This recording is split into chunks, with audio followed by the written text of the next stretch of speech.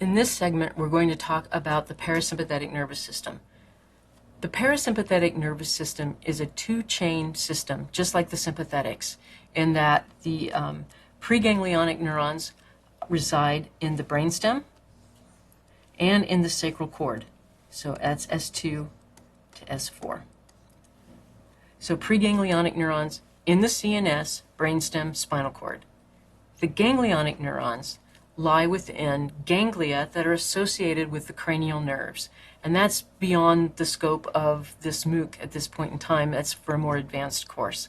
They also, though, live within the wall of the organ, and that's especially apparent in the digestive system, where you have a row of muscle on the outside and then some neurons, and then another row of muscle, and then, the lumen of the gut on the inside. That's not a very pretty gut, but anyway, that's the lumen. And so you have neurons that are embedded within the smooth muscle. And then the target is very close. So if you're a ganglionic neuron associated with a cranial nerve, you're going to be somewhere out here on the cranial nerve, and then you're going to be very close to the eye. If you are a sacral preganglionic neuron, you're going to go out here, and your ganglion is actually going to be inside the gut wall, which makes the next slide make sense.